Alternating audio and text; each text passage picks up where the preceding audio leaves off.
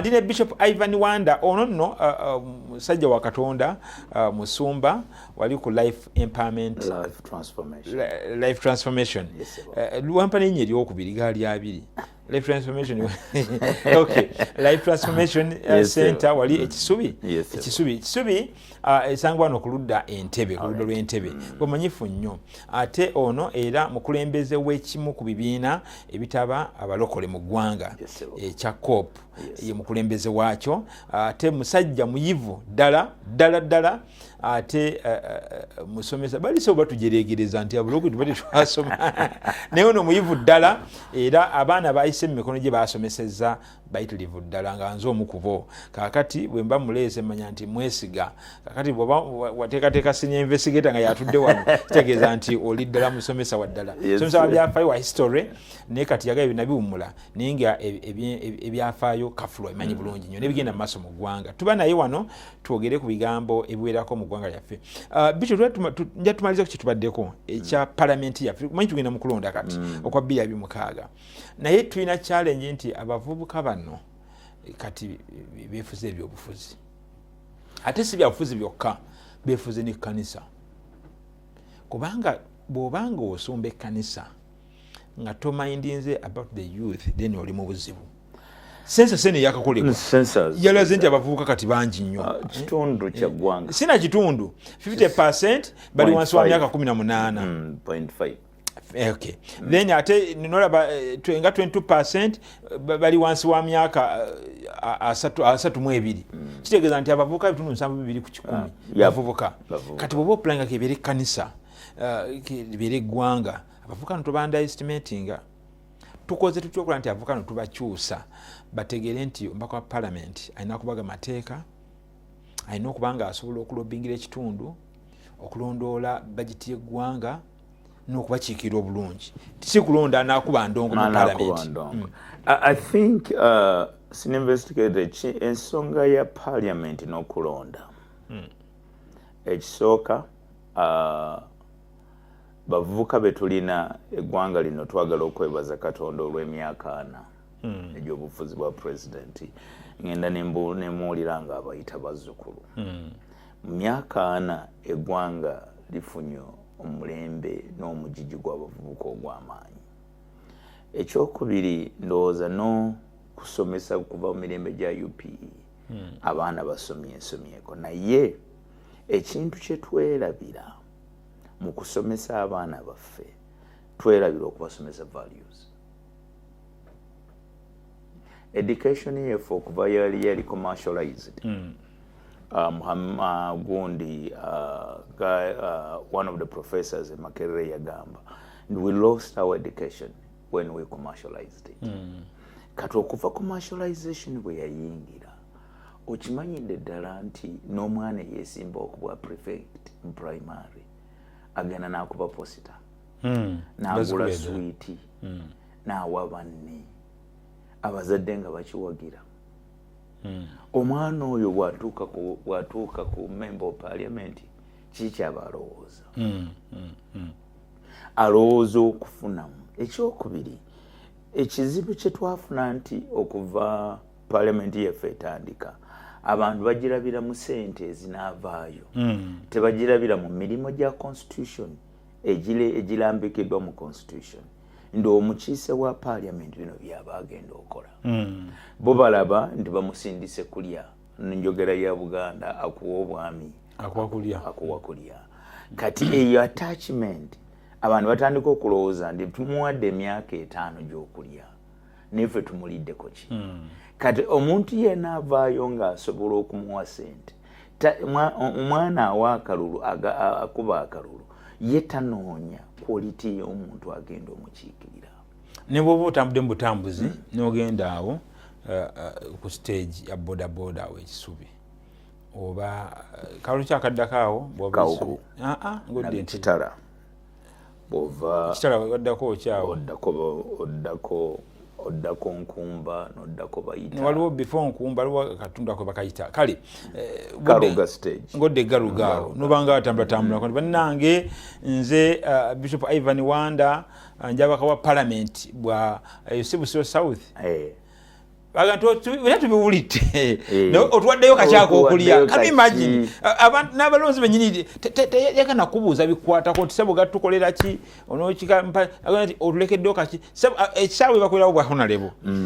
kati otulekeddeyo kitusiibe enjala abalonzi betulina obuzibu balina level yaabwe kati nabo bagwa ebbeeyi twagwa ebbeeyi fe abalonzi naye n'ekirala kimu naye kati katwebuuza twatukawo tutyawo oli senior oli muyivu tugenda mu kalulu 2026 naye katubuuze electoral commission ekozeeyo sensitization awo wakulu nnyo ekoze awo wakulu nnyo bajja kujja budde buweddeyo bannayuganda mandate yaweebwa electoral commission under this constitution egikola ddi ni budget efuna nnene nnyo naye electoral commission yasigala kuba ballot papers kutuzitwala kulangirira tebyalangira bitakwatagana batenga tebirala ne bannange omulimo kwa education to the voters electoral commission egukola ddi sensitization mulanga bitambi bigenda bisomesa abantu okuyita mu structures za leadership okutuukira ddala ku muntu owa bulijjo wansi wali okumanya kiki kimuweebwa as a constitutional right to vote avoting omuntu anamukolera ki electoral commission yazuulira ddala mandate yayo constitutionally kati twasigala awo kuba ballot papers nakutwala babuuza kandi twafe muteeka ddi mu gazeti tugenda muteekamu ekya bannange balimu ebyo just naye ate omulamuzi yabakama Simon nabandooza nti ye being a judge yandibadde kati kyakimanyi bulungi nnyo nti abantu balina okusomesebwa nga bagenda mu kulonda tubasomesa ku ssaawa eri esembayo kubanga essaawa eri esembayo buli omuntu teri awuliriza essaawa eyo ne candidate abya mu kunoonya bululu n'essaawa zino n'oteekateeka abantu nga tuyingira nti bannange ebbya mukalu gy'abaana okulonda mulondanga omuntu bw'ati y'anaabagasa bw'ati ebyo tebiriiyo kati abantu baasigala buzigazi kusuula kalulu si kulonda tugenze kusuula kalulu isi bwe batekikoze bo abannabyafuzi bakikoze ne basomesa ku bantu ng'ebibiina by'obufuzi because political parties nazo zonna bezikola omulimu ng'ogwo NRM kibiina ky'amaanyi nnyo the ruling party mu ggwanga yabaitandika okusomesa abantu ku by'okulonda FDC esomesa abantu mufune program bwezityo mugende ku mikutu gy'amawulire mugende mutambule mu byalo musomesa abantu wakati parties zaffe kati okujja ku NRM be basobola okujja ne basasula Dream TV sente ne basobola okusomesa ne parties ezimu tezirina sente ezo nitubawa empewo tetusasuza tubawa tubeeta bane mujje musomese kati ogenda okwesanga nate bwajja wanaabira mu byafuzi bye byantalo etolina budde busomesa abantu kakati Dream TV ffe tetwagala kuleeta konta gwewandiize n'osomesa bannayuganda ne banange bwe mugenda okulonda constitutional right yo ya voting ekiikirira kino na kino na kino naye at the end of the day obamu kavuyo kano abala we bafunira nalabako omukulembeze omwo mu Kampala wano walinnya bakansala bamugamba tufisizaawo kasente ti manyi buli biza ministries baki department bawa sente education yaki neze nezifiseewo tukole omwala okuva Nalukolongo paka Kibuye n'abagamba mwagala tukole omwala government ye yagale nti tukoze omwala free opposition titugukolayo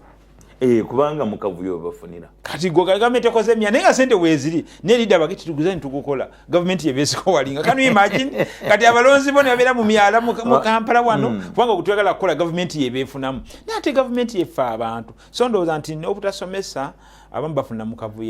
mukavuyo ako naye electoral commission tosobola runninga eggwanga akalulu kaayo okuva mu 1996 okutuuka leero nga to establishing structures zi-educating voters n'otuula butuuzi n'otuula butuuzi mu ofiisi yo n'osirikire katusuubire nti bajja kukitegeera naye electoral commission nammwe munenyezebwa kubanga mmwe bannanyini byakulonda bwe tulonda ababaka bannamba lujega kibakakata kumate mubuusiza balonzi usanga mukikola temwagala balonzi babuuke naye kale okay Bishop Lwakadde nja tudduke butereevu Kawempe nja kusaba muganda wange Aaron ajja kutuwa ku bimu ku bifaananyi olunaku lw'eggulo bannaffe aba National Unity Platform basinkanye abakulembeze mu NUP rather mu Electoral Commission ne babagamba nti lwaki temu gazetinga muntu waffe nga kisusse nalabye babasinkanye kwabadde kubagenza baddeko General Secretary ye David Lewis Lubongoya kwabaddeko munnamateeka ndaba munnamateeka oyo George Musi ali mu suuti yebayagure yebayaki eyo kale George Musi namulabye ali ne yawangula akalulu yennyini Honorable Elias Nalukola Luyimbazi badde ku Electoral Commission era isinega nti nedda temukwatiliremu kote mpapa Lukola yadde bagambe nti mutandike kwekalakaasa ko George Musi ntwale nawe Lord Mayor akutisa abantu baffe katudde mu mateeka naye isinega nedda temupapa temwekalakaasa temudda mateeka katugazeti era olunaku lwagenza okuziba basoni banya olunaku lw'eggulo gazeti mugirabaawo nga munnamateeka Elias Luyimbazi amaze okubeera gazetted bamutadde bulungi mu kyapa kya gavumenti iyo gazeti era gazeti egamba nti Nalukoola yawangula n'obululu omutwalo 1719 yawangula akalulu eyamudda mbigere Nambi n'afuna obululu 958 so gazeti yalumye dda era nabye nga BNP baganti kati tuwangudde omusajja ffe amaze okubeera gazeti kuba sipiika abagamba nze okulayiza Nalukoola amulagenda mu gazeti kati kyawedde Nalukoola anaalayira taalayire naye nga ebikyagenda mu maaso ate tukyali awo bannamateeka b'NRM omusango baguguddewo dda basabo ne bannyabo ku Nalukoola ne Electoral Commission bagudde ku Electoral Commission sina ku Nalukoola ne Nalukoola by the way because ndaba Missions Cause number 2022 bajiba wadda ku screen of 2025 Nambi Farida Kigongo versus Electoral Commission and Elias Nalukoola musango gumaze okuluma bano bagamba bannamateeka babayita atwijukire Dennis bagambye nti the above matter we have been instructed by the applicant Nambi Farida Kigongo who was a candidate in the just concluded 13th March 2025 Kawempe North constituency by election. Nambi Farida Kigongo has instructed us to file an application for a vote recount which we have filed. The applicant the application is Mrs. number 2022/2025. Please find attached a copy for your reference. Bano mutika maze okusayo musango. Njatunule ekyo musango no ogenze bula kanga 5-10. Bamaze okutikayo musango ekyokubiri Nalukoola amaze okugenda mu gazette ekyokusatu nakyo njatutunuleko nnyo ye post ekoleddwa David Davis Lubongoya ku X agambye Honorable Nalukoola Elias Luyimbazi finally gazetted. We shall soon seek an explanation from the Electoral Commission why the results in the original tally sheet are different from the ones in the Gazette. We can only hope that all these machinations are not intended to create a case for the losing NRM candidate where there is none. Thanks all who raise voices and put pressure. Akati chenja balaba fe mutegeere nti results ziri mu Gazette zanjawulo nnyo kuzaalangirirwa.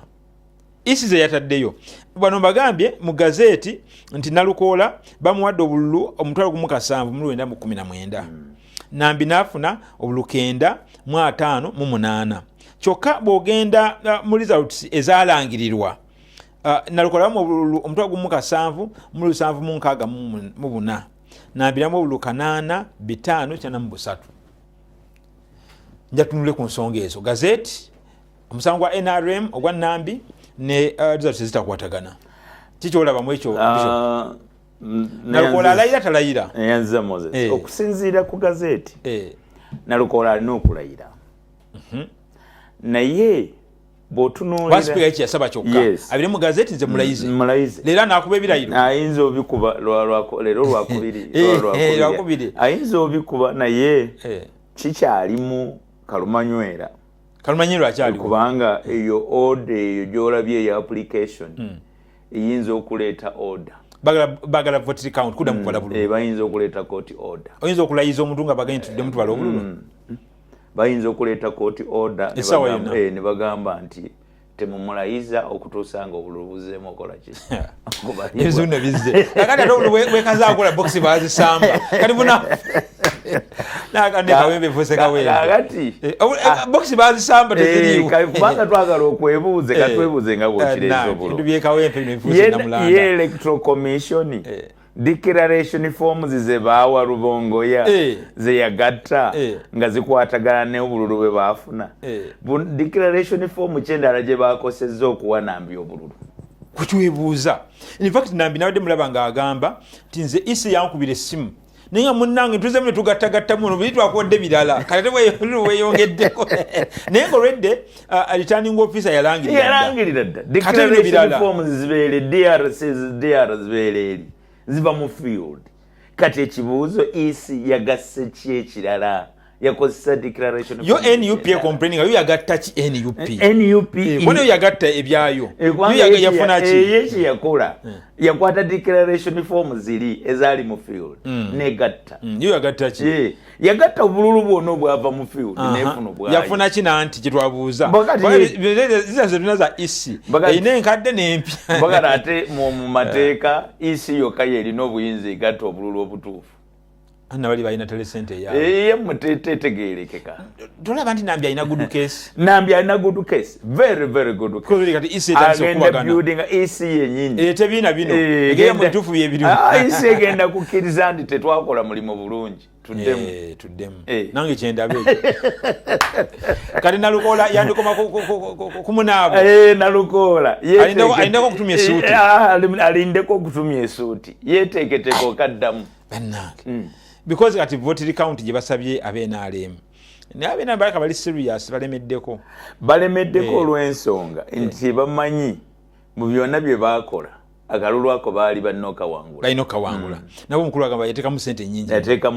nyingi billion tezirabikako balina okawangula naye kati beewuunya bwewuunya but electoral commission okulangira akalu kano nga polling stations nga 10 teziriiko tolowooza nti yali erina obusobozi nti tukasazizzaamu makati awo weebuuliza kwanzi Uganda akalu ka Lord Mayor Elias Lukwago ne Sematimba Peter pastor jukira waliwo obululu bwali bukwatiddwa no ku Bat Valley ne ku radio AM baga ntukutte record box obululu isi neyimiriza akalu ako lwaki isi yayimiriza akalu ke kawempe nchebuuza sini jani yasambye box zino abendi bibagamba mu abendale mu mwaze esambidde President Museveni agamba nti Kazangola n'Embogo utusinze obuwagizi wenda kubana olukuŋŋaana twalisambye tya box mbawagizi baffe naye twebuuze omukulu Simon Byamakama akyali mu control ya isi ngo badde okyogera simanyi okusinziira ku ne chairman wa isi nga chairman ate nga mulamuzi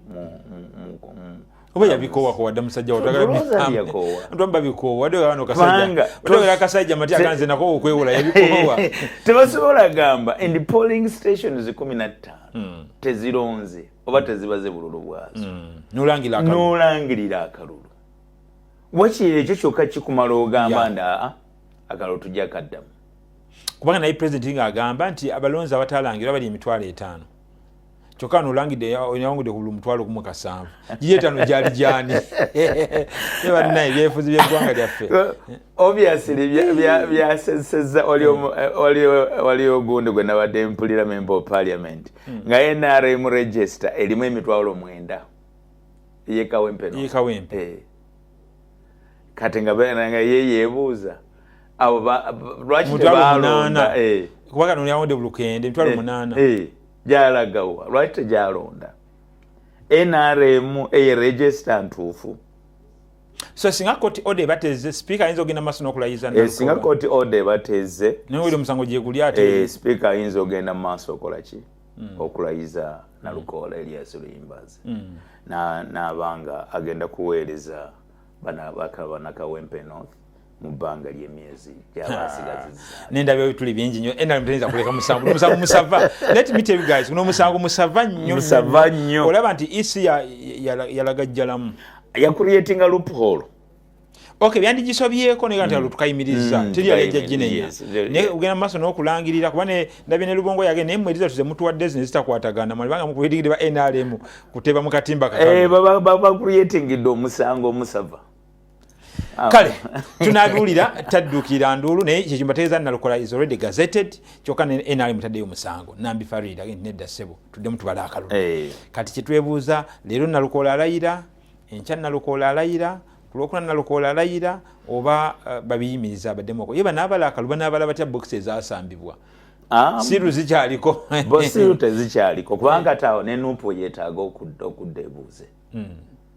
siru za boxes anti singa katujukira onawaabya awabidde electoral commission singa isekiriza omusango nupo yayinza okwewakanako basindisa asitamye banoonyeza ono bwakkiriza omusango gwe Nalukola ne bukayana yateeka government egigenda nkompala sebo Bishop wiiki ewedde ba RDC babadde Kyankwanzi sebona bawulidde kakati nibagamba nti nedda muteeketeekera omwana ajja General Muhoozi Kainerugaba tuna ekifaananyi awo kituwe sebo nga kaana akatuuka kubira kateeka kuba saluti gaga nti sebo kati gojja kaana akatuuka kubira General Muhoozi saluti sebo tutukusaamu ekitiibwa General Muhoozi n'agenda ku mukutu gwe n'agamba nti kakati mulina okuteekateekera ekkubo nze ndirimu kati nze jja era namulabye ng'agenze Rwanda eri ali ne ba president ali n'abakulemba mu kubira zi saluti ezitagambika omwana ono yandiba kati nga already mafuta gamuliko kikyolaba sebo botunuulira Semazinga w'Omuduga tubaddeko n'abaana aba president abateekinga over bo bakoze batya engatto Muhoozi nayisobola eza kitaawe feno omuddugavu akkiriza nnyo mu tribal chiefs ne mu chiefdoms zaffe ogenda okulaba nga abadde omukulembeze wansi akuzaawo anaamudira mu bigere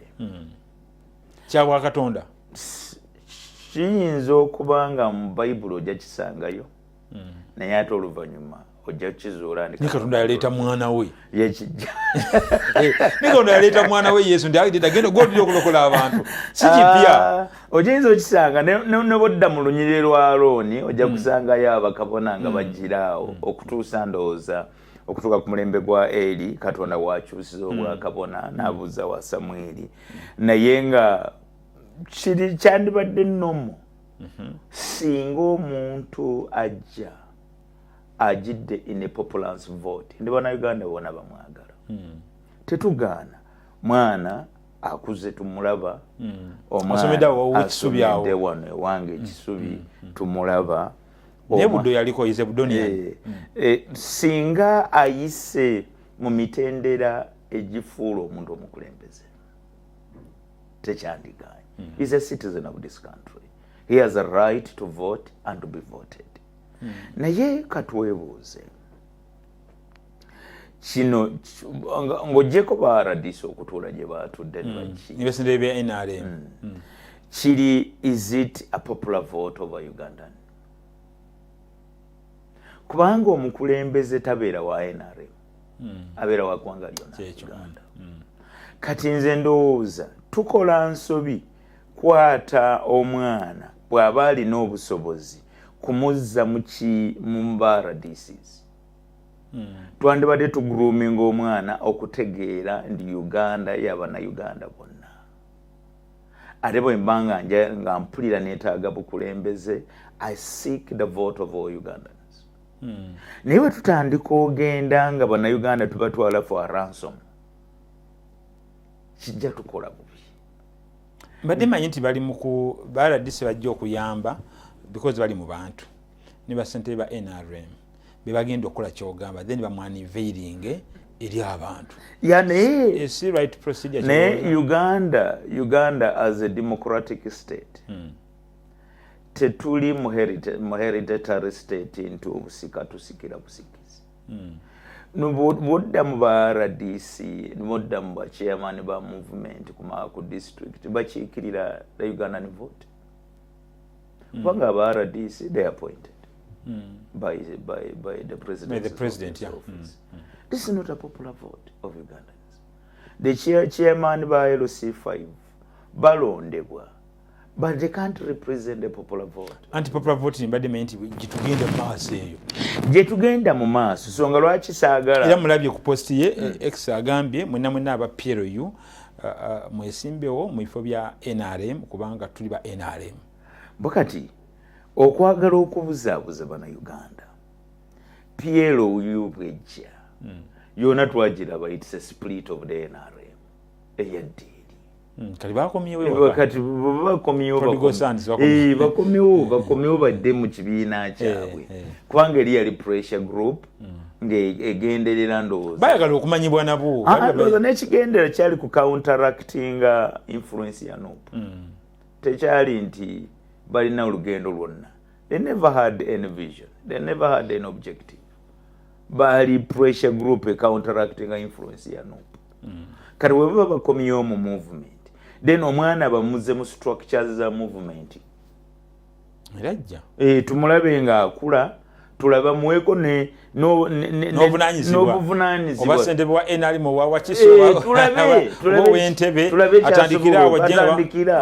tulabe kyasobola okukola naye okugamba bugambe nti mumuteeketeeke mumuleeta abeere president w'eggwanga tuyinza okukola ensobi ate ensobi eyinza okukolebwa kubanga for example tulabyeko abaana baba president naye wayiseewo emirembe ne bajja nga bayiga ebintu for example Uhuru Kenyatta naye Uhuru Kenyatta ojja kulaba nti kitaawe bwafa Moi bwajja n'ataking over emyaka kumpi nga 10 eyo kati Uhuru Kenyatta ajja luvannyuma Kibaki n'ajja n'ataking over ebisanja bibiri kati Uhuru Kenyatta watuuka okujjira ng'olaba abadde mu system aze ng'alaba system bwekola ki bwefaanana oyo mwana wa president naye nejeje Bush ndiza bwekyali nekya Bush bwekyali junior naye kakati bw'ojja ng'olaba nate Kongo Kabila yagiye omwana n'ataking over tinafuga bulungi eggwanga lya Kongo omwana naye yafuga bulungi naye Joseph Kabila yafuga bulungi bizibu bya Kongo n'okutuuka leero tebigwangawo newankubadde ng'omwana yavuga bulungi naye bizibu bya Kongo alinga eyabiika Fakiri Shekedi agamba nti aleka abiri mabega bino bigenda mu maaso obviously alina okuba nga abiri mabega okuba nga abicreatinga afune waddira so ogamba nti omwana ono bani badde bamuzeeyo bamuteeke mu system ayingene mu NRM mu kulonda kwa NRM yes nze Nteesa alime kubeera mupya mu NRM ne president wange omwagalwa Nteesa omwana bw'abanga ali na ambition y'okubeera president w'eggwanga lino n'amagye agaveemu aretiringe aretiringe ajja abeere mu civilian life atandika okulira mu leadership structure y'eggwanga tutandika okulaba obusobozi bwe tetusobola mumamukisa nga alina obusobozi obukulembera eggwanga naye structure gy'alina okutambuliramu wangati amagye galina sitayire endala gye gakulemberemu eggwanga order is order naye no mu bulamu bwaffe obwa civilian oyogera ne bakuddamu nga taata we bw'abadde abadde mulamu ne bamuddamu nawula ku radio namula ku ddoboozi erimu nga nti nze ne munvuma nze namboze ne munvuma olaba nti addamu abantu wadde mujaasi ze general naye at least afuna time n'ayogera n'abantu kati nze omwana Nteesa bamuleka aretiringa amagye ajje mu civilian life agambule ku bataka abazirwanako abeereko nabeeyo tulabe nga ne parliament yesimbewo bawanyisiganye ku bisongo obunese mu Uganda wali naye ng'oyedda alina ekintu kyali mu kuzimba agenda okujja nga tisimuufu mujja naye kino kyogamba nti tutandika omulowooza nga akyali CDF ba RDC bamuteeketeekere bachairman bamuteeketeekere ndowooza tukola nsobi ng'eggwanga naye twogere nga Muhoozi azze ku bwa president ng'akalwa akawangudde olaba yandiba ow'enjawulo ku kitaawe mu nkwata because kitaawe yagamba nti mbadde muli enguzi nga wendi bati omwana bw'anajja tajja kutoleratinga nguzi olaba Muhoozi okuba ne characteriza president Paul Kagame kuba bamukwano era muyita anko we era babeera nnyo naye nga tajja kutoleratinga nguzi mu ggwanga wano gye Muhoozi Kainerugaba sebo ekyo ekigambo tekikkirizike kasi kikkiriza kubanga kyakuza alaba akikuliddemu mutabadde nnyo mu sikanduza omwana wa president tazibaddeemu nnyo sikanduza enguzi taziri Muhoozi sebo katubuuze kankubuuze birthday ze baasuula mu ggwanga lino lyonna walabako budget yaazo mikwano gye gyaleetanga mbamanya abawangayo ssente abamikwano gye basudiru paleri yabayitanzi ndi mwana akoze birthday zonna ne bazisupport ibateka mu sente bamwe alina emikwano egola bamose n'abagala sabo mukulu abalabe ngazze kubanga kizo bagana nalabye tolabye bitongole mutole sona mawulire kasaba amulangiridde kyankwanzi ebitongole byaniko okumuyozaayoza byonna tolabye amawulire gabide bitongole tukuyozayoza omazeeko omwaka gumu nga beetega nabo bakimindi omwana ajja bigambo bya bidandisali honorable bidandisali onake weekoledde n'omwana onake weekoledde nona Museveni kanabe ebitongole byanisa okuyozayoza ugeno muhoozi sabawudde byabadde ekyankwanzi babanyi nti n'amala jjono katwetege ate batuufu obviously kubanga onakye weekoledde so n'aba birthday abo banyi abategangayo ssente babagaba mu Kampala wano kale ekyoyogedde kyenjagadde ennyo nti alitayalinga emmagye adde mulamulo bwa civilian atege abeeri mu bantu tulabe obukulembeze ateketeekebwe mateeketeekebwe tetugaana tumuwa omukisa nga muna Uganda yenna eggwanga lino bwe balisobola okuwa abantu ab'enjawulo omukisa bwe batwalibwa twawa Sebagala omukisa omugenzi ku level ye gye yaliko neyeesimbawo tusobolera ddala kale obudde dukute jeno muhoozi negana basobola ddala okumuwa obululu naye abeere nnyo mu bulamu bwa civilian Sudan emmundu etokota amagye gaffe bamaze okukkiriza official naye baŋŋambye nti UPDF kyekola nadde ndaba akatemeka nti UPDF enwana yayo eringa ya America bamaze okufulumya abali akamashero mu lubiri bali bawamba UPDF bye mundu etabangawo tetujjagaana ndowooza Sudan ene tereera etya Sudan y'amaserengeta ng'omuyivu asoma history y'amawanga n'ensi mazinga w'omuddugavu ebizibu bya Sudan si bya muntu tetwetaagayo omuntu twongera bwongezi buzibu but peace talks zibaddewo Riek Machar yamuteeka mu government ya Salva Kiir badde ng'oziraba but si uziganye mundu neddamu n'enyooga twawulire Riek Machar ng'agamba ende emyaka 7 abadde mu house arrest kituufu twamuwulire kitegeeza ki kitegeeza ne bwe bakola peace talks terms and conditions tezaatuukirizibwa kubanga bwe banga mulimu peace agreement peace government unity government bwe banga Salva Kiir asobola okeera n'agoba minister then tuba twakiriziganya ki ndowooza UPDF ne bweyingire Kongo mwana yaŋŋambye ndi gaayiga Salva Kiir gwalowoozaako okubeera president yakasusa obukadde 34 obwa dola n'abwa UPDF anti fe fatwa gutukolera fe jeja fe omwana yayingidde Sudan olunaku bamusasula $2 niba kubye emundu yo UPDF eraze eryanyi kubanga ekiri e Sudan tebalina jetendeke nga UPDF myaka gya President Museveni gyamaze mu ggwanga atendesa abaana emundu bagikuba bulungi naye Sudan tewaliyo jeki tendeke nabadde nabuuza n'okubuuza ne baŋŋamba eyo White Army eyabadde Nasiri gye balumbye gye lya Riek Machar naye liri move militia si jetendeke nga bwolaba UPDF yaffe kali UPDF bwerumba netuuka ku militia okuba isa mujenje kalu naye twebuuze abana Uganda twebuuze is that the way to go kyekintu kye tunookola bw'obanga togendanga ku Sudan anti ayo nze nagendayo mu October 1 kankubuulire senior investigator Sudan is a failed economy, it's a failed government. Tuleme kulowooza okuwagira okusupport bakyali kikyamu okucreating ensi empya ku Sudan yawamu ne Sudan yasigala naye ebizibu byerina ogiraba Juba egundi yasigala Khartoum nayo ogiraba ebizibu byerina tetandibadde kizibu naye ndowooza okufa kwa Garanga kwaleeta ekizibu kubanga ye yali taata yekka aye ne Bashir n'awambibwe ne Bashir n'amujjako yes naye singa Garanga yaliwo yandisobodde ogatta ekintu ekirala ekizibu kyetojjojo otunuulira Sudan ndi Sudan efaanana Congo nene nnyo nga gavumenti eno ebeera ejuba ezo ziyapa Nairo zisinga Uganda yaffe kati gavumenti ya Salva Kiir ng'oggyeko okuappointinga governor terina busobozi bufuga Upper Nile. Nze nali Sudan mu October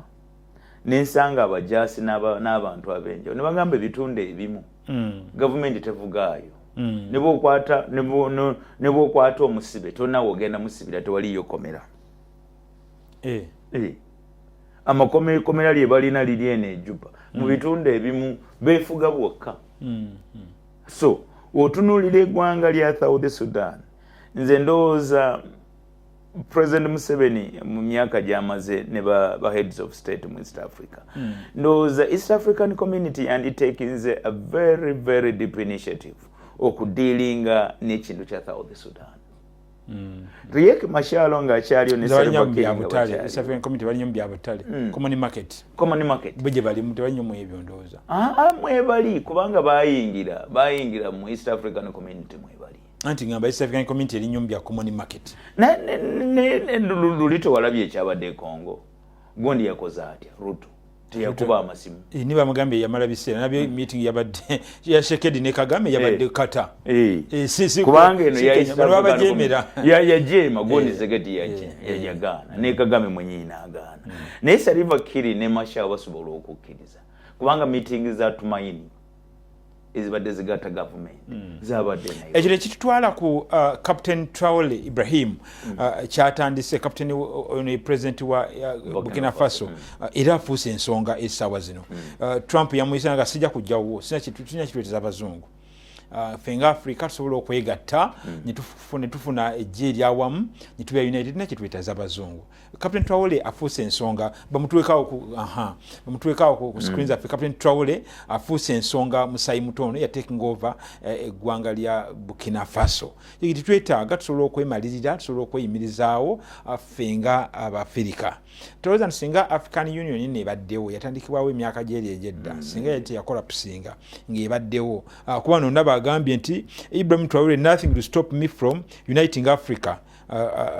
Africa will be united at all costs. Singa Africa ebadde united sife twali tukola ku nsonga ezo nga OAU Organization of African Union. Senior neyanziza ekibuuzo ekyo.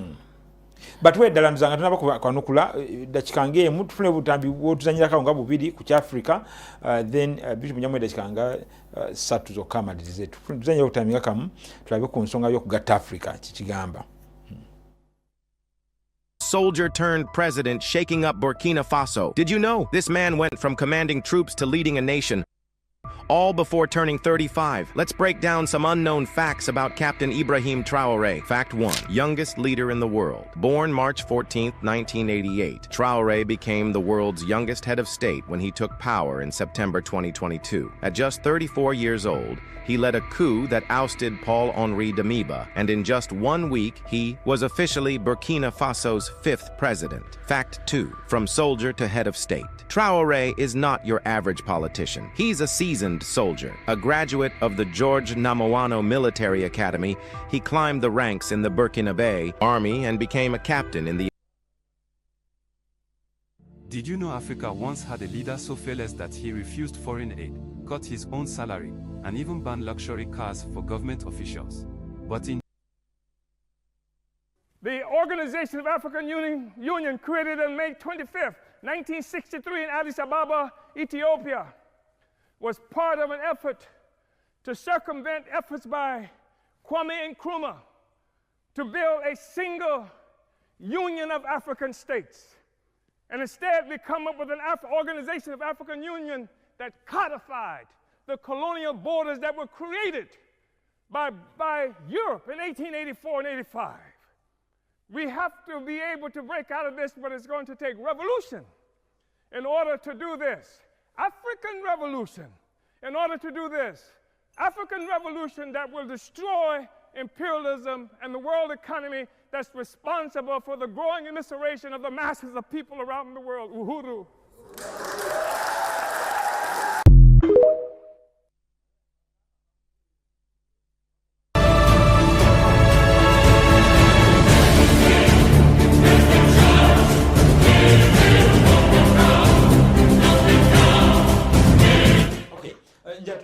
ensonga eno nkulu nnyo ey'okugatta Africa naye tujja gyogerako ndowooza mukama nga twese olunaku omulundi omulala naye Traore kyakulembeddemu captain anaakigusa kyekigana Africa okwegatta tusobola okwemalirira